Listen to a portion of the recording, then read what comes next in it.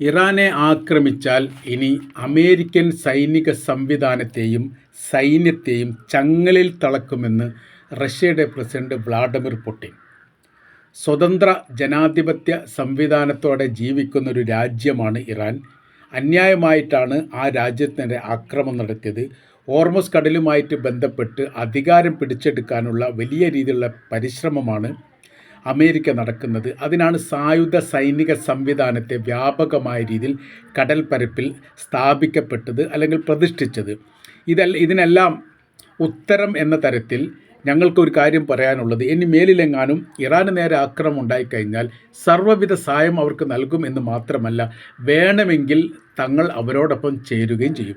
യുദ്ധവുമായിട്ട് ബന്ധപ്പെട്ട കാര്യത്തെക്കുറിച്ച് റഷ്യയെ സംബന്ധിച്ചിടത്തോളം ഒരു വിഷയമുള്ള കാര്യമല്ല. പതിറ്റാണ്ടുകൾക്ക് മുമ്പ് തന്നെ യുദ്ധം ചെയ്ത പരിചയവും പ്രാക്ടിക്കൽ ലഭിച്ച സൈനികരും ഇഷ്ടം പോലുള്ള ഒരു രാജ്യത്തിൻ്റെ പേരാണ് റഷ്യ എന്നുള്ളത്. ഇറാൻ തങ്ങളുടെ സൗഹൃദ രാജ്യമാണ്, നയതന്ത്ര രാജ്യമാണ്. എല്ലാ തരത്തിലും ഞങ്ങളും അവരുമായി ബന്ധപ്പെട്ടിരിക്കുന്നു. യുദ്ധവുമായി ബന്ധപ്പെട്ട പല ഘട്ടങ്ങളിലും ഇറാൻ തങ്ങളെ സഹായിച്ചിട്ടുണ്ട്. നന്ദി എന്നോണം അവർക്ക് തങ്ങൾ തിരിച്ച് സഹായം നൽകുകയും അതോടൊപ്പം തന്നെ ഹോർമുസ് മേഖല മോചിപ്പിക്കുകയും ചെയ്യും എന്നുള്ളതാണ് പുടിൻ്റെ അഭിപ്രായം. ഇതൊരു ഭീഷണി സ്വരമായിട്ട് തന്നെയാണ് ന്യൂയോർക്ക് ടൈംസ് അടക്കമുള്ള പത്രങ്ങൾ റിപ്പോർട്ട് ചെയ്തത്. ഇതുവരെ കേൾക്കുകയും കാണുകയും ചെയ്യാത്ത തരത്തിൽ റഷ്യയുടെ പ്രസിഡന്റ് പ്രതികരിച്ചിരിക്കുന്നു എന്ന് പറഞ്ഞാൽ യുദ്ധം മറ്റൊരു തലത്തിലേക്ക് നീങ്ങുന്നു എന്നതിൻ്റെ ഏറ്റവും വലിയ ഉദാഹരണമായിട്ടാണ് ഇതിനെ വിലയിരുത്താൻ വേണ്ടി സാധിക്കുന്നത്. വൈകാരികമായിരിക്കുന്ന ഇടപെടലാണ് ഇപ്പോൾ യഥാർത്ഥത്തിൽ അമേരിക്ക നടത്തുന്നത്. കാര്യമെന്ന് പറഞ്ഞാൽ എല്ലാ രാജ്യത്തും സാധാരണഗതിയിൽ അമേരിക്ക ഇടപെടുന്ന സമയത്ത് ആ രാജ്യം പരാജയപ്പെടുകയോ കീഴടങ്ങുകയോ അതല്ലെങ്കിൽ ഭരണമാറ്റം ഉണ്ടാവുകയോ ചെയ്യുക സ്വാഭാവികമാണ്. ഏറ്റവും ഒടുവിൽ വെനിസുലയെ കേന്ദ്രീകരിച്ചുകൊണ്ട് പറയുന്ന സമയത്തും നടന്നിരിക്കുന്ന സംഭവം എന്ന് പറയുന്നത് ഒരു കീഴടങ്ങൽ തന്നെയാണ്. അതല്ലെങ്കിൽ വലിയ രീതിയിലുള്ള അപ്രമാദിത്യമായിരിക്കുന്ന വിജയം ഉണ്ടാക്കാൻ വേണ്ടി അമേരിക്കയ്ക്ക് സാധിച്ചു എന്നുള്ളതാണ്. ഇറാനിലേക്ക് എത്തുന്ന സമയത്ത് ആ രീതിക്ക് മാറ്റം വന്നു. സാമ്രാജ്യത്വം അടിച്ചൊതുക്കാൻ വേണ്ടി ഇറാൻ ചെയ്തിരിക്കുന്ന പരിശ്രമങ്ങൾ തീർച്ചയായിട്ടും ശ്ലാഘനീയമാണ്. അത് തുടരുകയും ചെയ്യും. മറ്റൊരു ലോകരാജ്യത്തെയും നേരിട്ട് കൊണ്ട് ആക്രമിക്കുന്ന ഒരു സ്ഥിതിവിശേഷം, അന്യായമായ രീതിയിൽ അമേരിക്ക ആക്രമിക്കുന്ന സ്ഥിതിവിശേഷം ഉണ്ടാവാത്ത വിധം സൈനികപരമായിരിക്കുന്ന ബലക്ഷം ഈ മേഖലയിൽ ഉണ്ടാവുക എന്നുള്ളത് അനിവാര്യമായിരിക്കുന്ന കാര്യമാണ്. എന്തിനു വേണ്ടിയാണ് ഇറാൻ ആക്രമിച്ചത് എന്ന ചോദ്യത്തിന് ഇപ്പോഴും മറുപടി പറയാൻ വേണ്ടി സാധിക്കാത്ത വിധം വിഷണ്ണമായിരിക്കുന്നു യഥാർത്ഥത്തിൽ അമേരിക്ക. അപ്പോൾ അതിൽ നിന്ന് മനസ്സിലാക്കണം, ന്യായവും അന്യായവും ഒന്നുമല്ല, ലോകത്തിൻ്റെ മേലെ വലിയ ഗർവുള്ള സൈനിക ശക്തിയുള്ള രാജ്യമാണ് തെളിയിക്കുക എന്നുള്ളത് മാത്രമാണ്.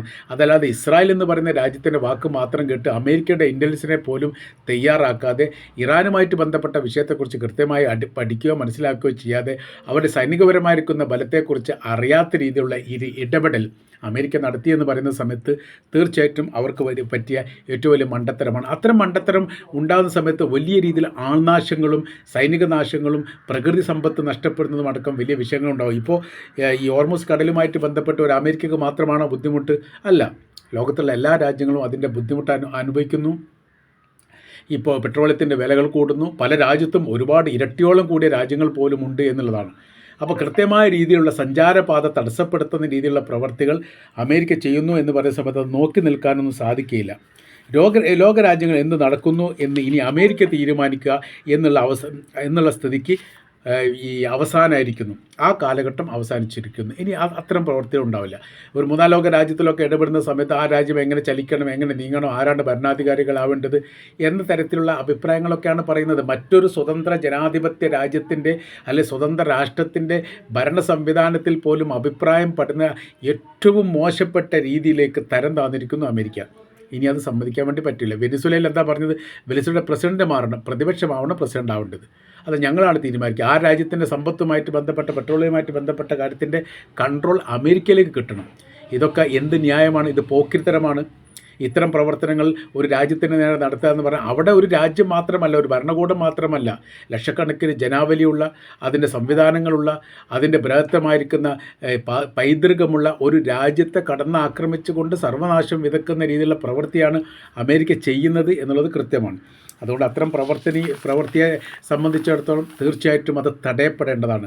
റഷ്യ അതിനുണ്ടാവും എന്നുള്ളൊരു ചലഞ്ച് കൂടിയാണ് കൊടുക്കുന്നത്. ഇറാനെതിരെയുള്ള സാമ്പത്തിക നടപടി, സൈനിക നടപടി, ഇടപെടലുമായി ബന്ധപ്പെട്ട വിഷയങ്ങൾ, അവിടെ ആഭ്യന്തരമായിരിക്കുന്ന വിഷയത്തിൽ ഇടപെടുന്നത്, രാജ്യത്തിൻ്റെ ആത്മീയ നേതാക്കളടക്കമുള്ള ആളുകളെ കൂട്ടക്കൊല ചെയ്യുന്നത്, ഇത്തരം പ്രവൃത്തികൾ മാത്രമല്ല കുട്ടികളെ കൊലപ്പെടുത്തുന്നത്, ഇത് യുദ്ധ മര്യാദ പൂർണ്ണമായും ലംഘിക്കുകയും UN ചാപ്റ്ററിൽ രേഖപ്പെടുത്തിയിരിക്കുന്ന കൃത്യമായിരിക്കുന്ന ഈ നീതി വ്യവസ്ഥയെ ലംഘിക്കുകയും ചെയ്യുന്ന പ്രവൃത്തി ലോകത്ത് അമേരിക്ക മാത്രമേ ചെയ്തിട്ടുള്ളൂ. ഇസ്രായേലിനെതിരെ പല തലത്തിലും ഈ UN ഇടപെടൽ നടത്തുകയും UN-ൽ മറ്റു ലോക രാജ്യങ്ങൾ പ്രമേയം അവതരിപ്പിക്കുകയും ആ പ്രമേയത്തിന് വേണ്ടി വോട്ട് ചെയ്തുകൊണ്ട് ഇസ്രായേലിനെ ഒറ്റപ്പെടുത്താനുള്ള നിലപാടുകളും പാലസ്തീനുമായിട്ട് ബന്ധപ്പെട്ട വിഷയത്തിൽ അവർക്ക് മാറ്റങ്ങൾ വരുത്തണം, അവരുടെ സമീപനം നന്നാവണം, അവരുടെ ഭൂപ്രദേശം പിടിച്ചെടുക്കരുത്, അങ്ങോട്ട് ആധിപത്യം ഉണ്ടാക്കരുത്, ഇത്തരം പല തരത്തിലും പല രീതിയിലുമുള്ള ഇടപെടലുകളൊക്കെ ഈ UN നടത്തിയിട്ട് അതിനെല്ലാം വീറ്റോ ചെയ്ത് പരാജയപ്പെടുത്തുകയും UN-നെ പ്രത്യേകമായ രീതിയിൽ പരിഗണിക്കേണ്ട കാര്യമില്ല എന്ന് പറയുന്നിടത്തേക്കും അമേരിക്ക എത്തിയിരിക്കുന്നു. അപ്പോൾ ഇത്തരം പ്രവർത്തനങ്ങളൊക്കെ ചെയ്യുന്ന സമയത്തുള്ള വിഷയം എന്ന് പറഞ്ഞാൽ സാധാരണക്കാരായ പാവപ്പെട്ടവരായിരിക്കുന്ന രാജ്യങ്ങൾ, ദരിദ്ര രാജ്യങ്ങൾ, മൂന്നാം ലോക രാജ്യങ്ങൾ അവർക്കൊന്നും നിലനിൽക്കാൻ പറ്റാത്ത സാഹചര്യങ്ങൾ ഉണ്ടാകുന്നു. അതിൻ്റെ ആ വേരോട്ടമാണ് ഇവിടെ തകരേണ്ടത്. അത്തരം ഒരു ഊങ്ക് ഒരു ഭരണാധികാരികൾ ഉണ്ടാകാൻ പാടില്ല. അമേരിക്ക കാലാകാലം വെച്ച് പോകുന്ന ആ പ്രവർത്തനത്തിൻ്റെ തുടർച്ചയാണ് ട്രംപ് കുറച്ചുകൂടി കഠിനമായി ചെയ്തു എന്ന് മാത്രം. ആയതിനാൽ ഇപ്പോൾ ചെയ്യുന്ന പ്രവർത്തികളെ സംബന്ധിച്ചിടത്തോളം പറയുന്ന സമയത്ത് ഇറാനുമായിട്ട് ബന്ധപ്പെട്ട വിഷയം താൽക്കാലികമായ രീതിയിൽ വെടിനിർത്തലാണ്. ഈ വെടിനിർത്തൽ ഉണ്ടാക്കിയതും അമേരിക്ക തന്നെയാണ്, വെടിനിർത്തൽ ലംഘിക്കുന്നതും അമേരിക്ക തന്നെയാണ്. വെടിനിർത്തൽ ലംഘിച്ചുകൊണ്ടാണ് ഹോർമൂസ് കടലിൽ ഇപ്പോൾ പുതിയൊരു ഉപരോധം ഏർപ്പെടുത്തുന്നതും യുദ്ധവും തമ്മിൽ ബന്ധമുണ്ട്.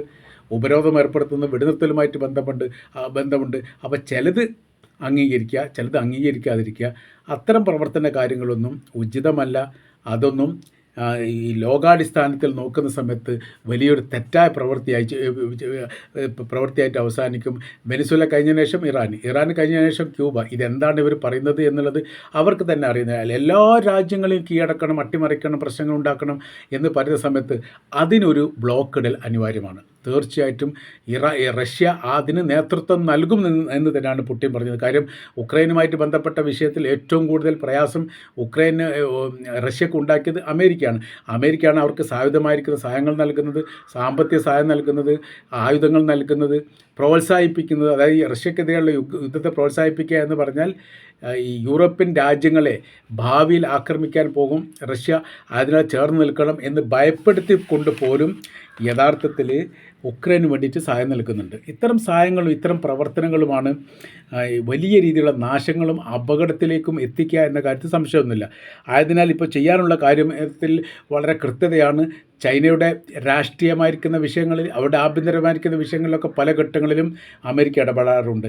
പിന്നീട് ചൈന എന്ന് പറയുന്ന ഒരു ആണവായുധ രാജ്യമായതുകൊണ്ട് വലിയ രീതിയിൽ ഏറ്റുമുട്ടാൻ അല്ലെങ്കിൽ പ്രശ്നങ്ങൾ ഉണ്ടാക്കാൻ അമേരിക്കക്ക് താല്പര്യമില്ല. അല്ലെങ്കിൽ അമേരിക്ക ജയിക്കാത്തൊരു യുദ്ധമായിട്ട് അവസാനിക്കുമോ എന്ന് പേടിച്ചിട്ടാണ് വലിയ രീതിയിലുള്ള പ്രശ്നങ്ങളൊന്നും ചൈനയുമായിട്ടുണ്ടാക്കാത്തത്. ഇറാനിൽ തന്നെ അതിജീവിക്കാൻ പറ്റാത്ത അമേരിക്കയെ സംബന്ധിച്ചിടത്തോളം അവർക്ക് ചൈനയ്ക്ക് മുമ്പിൽ എങ്ങനെയാണ് അതിജീവിക്കാൻ പറ്റുക എന്ന ചോദ്യം പ്രസക്തമായിട്ട് നിലനിൽക്കുന്നു. അപ്പോൾ ഇവിടെ ഇപ്പോൾ പുടിൻ പറഞ്ഞു വെക്കുന്ന കാര്യം ഇതാണ്: ഒരു തരത്തിലും ഇറാന് നേരെ രണ്ടാം ഘട്ടത്തിൽ യുദ്ധം ആരംഭിച്ചാൽ, അവർക്കെന്തെങ്കിലും നാശങ്ങളുണ്ടായാൽ, അവർക്കെന്തെങ്കിലും പ്രയാസങ്ങളുണ്ടായാൽ തീർച്ചയായിട്ടും അതിൻ്റെ തിരിച്ചടി ഭയങ്കരമായിരിക്കും. അത് അമേരിക്കക്ക് താങ്ങാൻ വേണ്ടി സാധിക്കില്ല. ഇപ്പോൾ തന്നെ പ്രതിരോധവുമായി ബന്ധപ്പെട്ടും ആയുധവുമായിട്ട് ബന്ധപ്പെട്ടും മിസൈൽ സഹായമായിട്ട് ബന്ധപ്പെട്ടൊക്കെ വലിയ രീതിയിലുള്ള ഇടപെടലുകൾ റഷ്യയും ചൈനയും കുറേ നടത്തുന്നുണ്ട്. അതിൻ്റെ പ്രതിഫലനമാണ് ഇപ്പോൾ അമേരിക്ക അനുഭവിച്ചു കൊണ്ടിരിക്കുന്നത്. ഒരു തരത്തിലും പിടിച്ചു നിൽക്കാൻ പറ്റാത്ത വിധം ഈ അമേരിക്കയെ സംബന്ധിച്ചിടത്തോളം അവർ വീർപ്പ് മുട്ടുന്ന അല്ലെ പ്രയാസപ്പെടുന്നൊരു സാഹചര്യങ്ങൾ സൃഷ്ടിക്കപ്പെട്ടത് ഇറാൻ്റെ പ്രതിരോധം ശക്തമായി എന്നതുകൊണ്ടാണ്.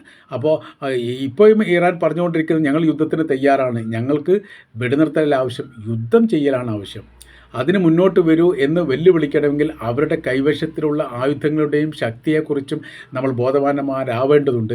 മാത്രമല്ല, യുദ്ധം ചെയ്യാൻ വേണ്ടി തയ്യാറായിരിക്കുന്ന സൈനികരുടെ മാനസികപരമായിരിക്കുന്ന ധൈര്യം വളരെ പ്രധാനപ്പെട്ടതാണ്. എന്നാൽ ഇസ്രായേൽ ക്യാമ്പിലേക്ക് പോയാലും അമേരിക്കയുടെ ക്യാമ്പിലേക്ക് പോയാലും ഈ യുദ്ധം ചെയ്യുന്ന സൈനികരെ സംബന്ധിച്ചിടത്തോളം അവർ നിരാശയിലാണ്, മാനസിക പ്രയാസത്തിലാണ്, ബുദ്ധിമുട്ടിലാണ്. എങ്ങനെയെങ്കിലും ഇത് ഒഴിഞ്ഞു കിട്ടണം എന്ന് ആഗ്രഹിക്കുന്നവരാണ് അതിൽ ബഹുഭൂരിപക്ഷവും.